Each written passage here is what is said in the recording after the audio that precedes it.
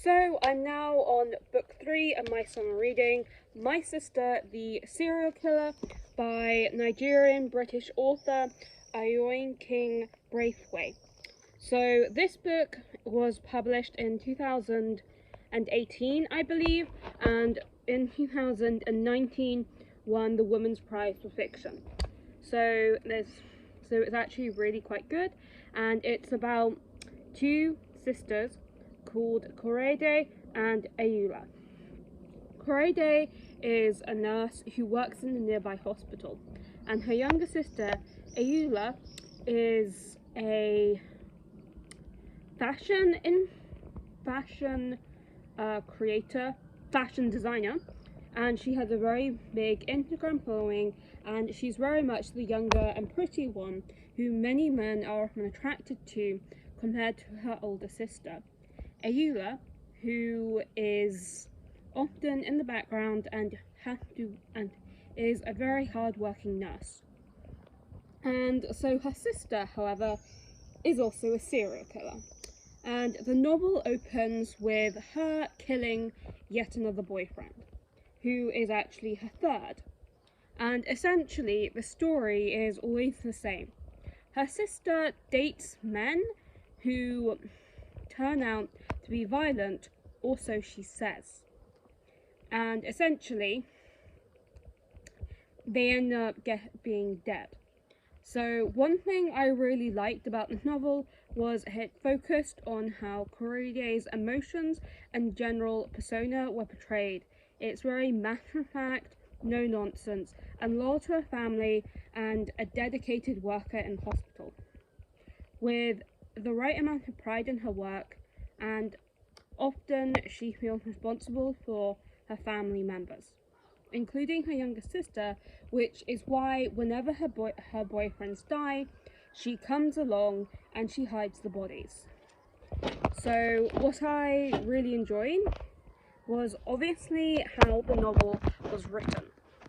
It's written in a fast-paced, well-plotted way with plenty of side characters.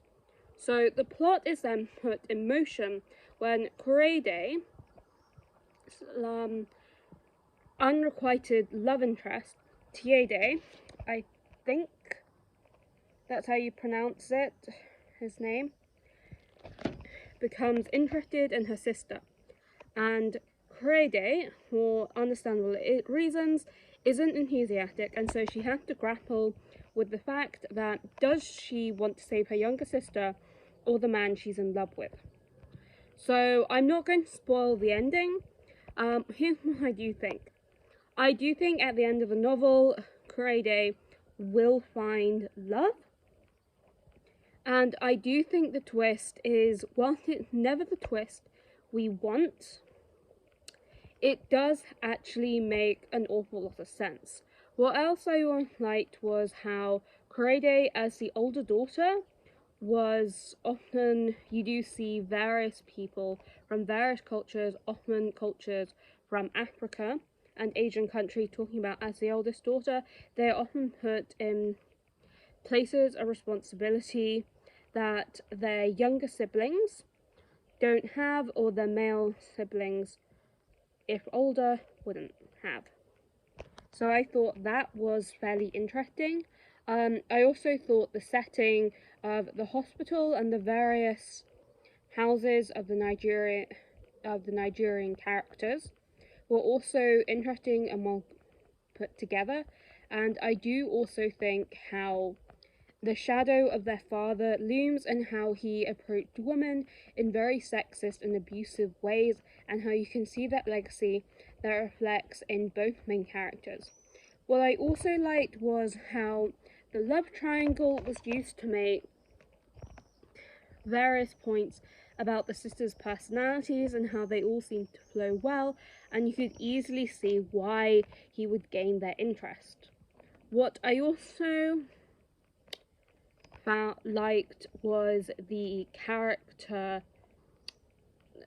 narration. More specifically, it's told first person, and it's through short, quick chapters in ways that are quite experimental, and other times are fairly normal to English readers, and how the author uses experimental tones and uses Nigerian dialect in her language. And whilst I didn't understand them correctly as mono language person, you could easily see by context. And also what's how to phrase this, interesting to note is that the author, she very much set out to have a story set in Nigeria, of which she herself enjoyed. And at the end, there's actually an interview where she talks about the inspiration, and what she said was, at the end of 2017, approached when her 30th birthday was around the corner, Braithwaite told herself she was being ridiculous.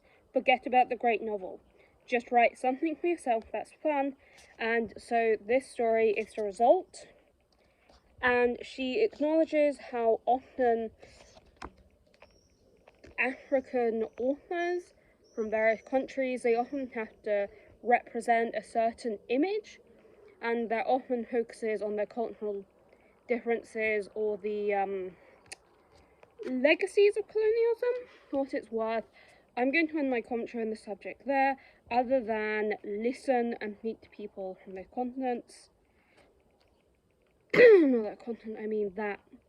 From African countries and the African diaspora in general, so probably isn't super helpful. As for the novel itself, I did once again really enjoyed it, and I did think has a great cover, and I do think it's a really interesting premise, and I do think it's a really interesting look at ways how murder is very much gendered.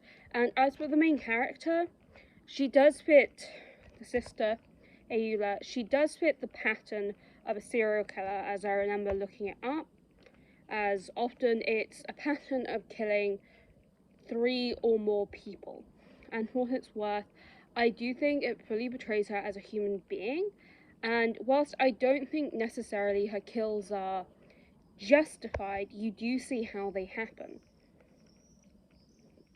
And I also think the way the smaller details are paid attention to is quite interesting, and the way Nigerian women go and perceive